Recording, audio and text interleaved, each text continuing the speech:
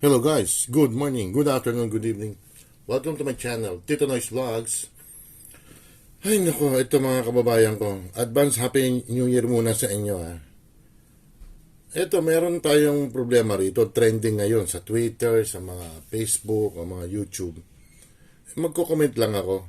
Yung nasa kaliwa nyo, si Tourism Secretary Bernadette ba to? Puyat Romulo. And then yung nasa kanan, yung sinasabing Poblacion Girl. Her real name is Gwyneth Chua. Nanggaling po siya nga pala, hindi ko pinakita yung mukha ng ng yung nakapula na babae. Pinaprotektahan ko rin yung privacy niya. Although yung iba, niilabas na yung pagmumukha niya. Pero ako, igagala ko pa rin ang privacy niya. Kanya-kanya tayong kanya-kanya tayong take. Ang take ko, ayoko ipakita yung mukha. Niprotektahan ko naman din siya. Mind nyo, baka balikan kayo ng magulang nito ni Poblacion Girl, ni Miss Chua. Baka sabihin nila nilabag nyo ang privacy ng anak ko. Kaya ganun, hindi ko pinakita yung mukha. Although nakita ko ang mukha niya at nasa public na yung mukha niya. Meron pa siya naka-bathing suit.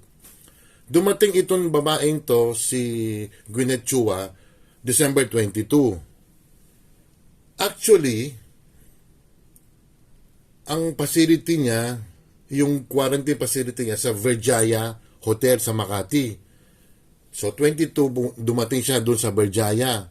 Yung 23, lumabas siya mga kababayan ko para makipag-party sa mga kaibigan. Ayan. Nagkwento pa nga siya na, nilampasan ko yung hindi ako, nag-skip ako ng quarantine, yun, yung nasabi ha. Ang tataka lang ko dito, sa parking space ba, o sa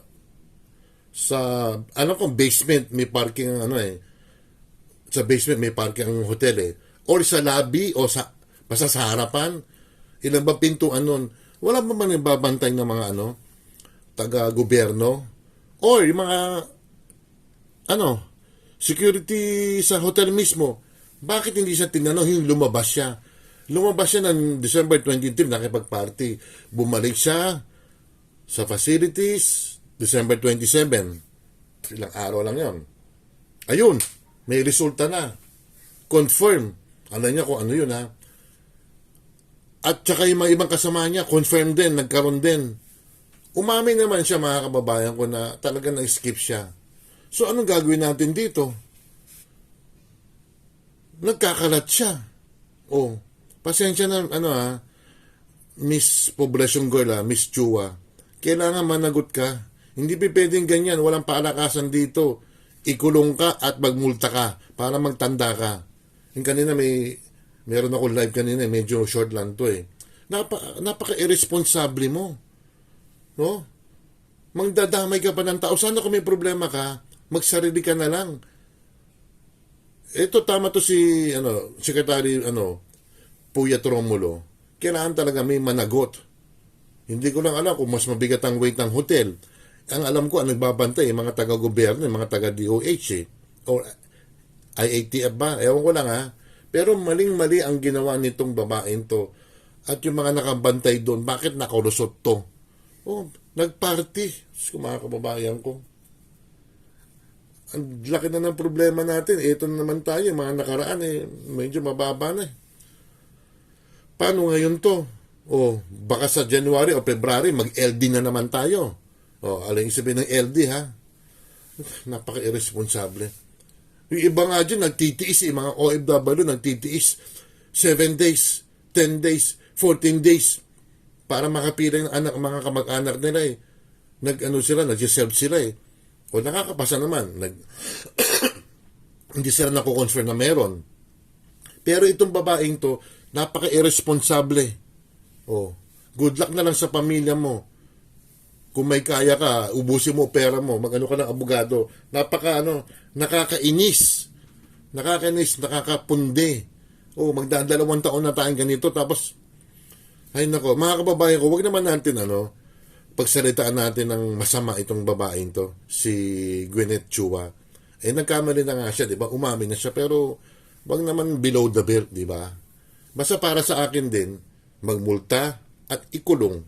Yun na sa akin ha, hindi harsh yun ha.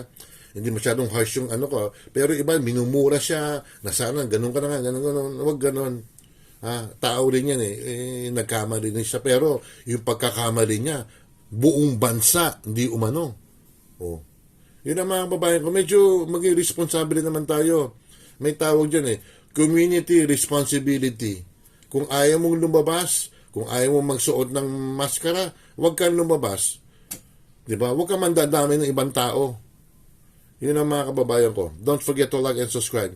Hit the bell notification para ma-update kayo sa aking mga video. Pakishare na lang ito mga kababayan ko. Ingat po tayo ha. Simpleng protocol lang, hindi natin masunod. Salamat po. Bye.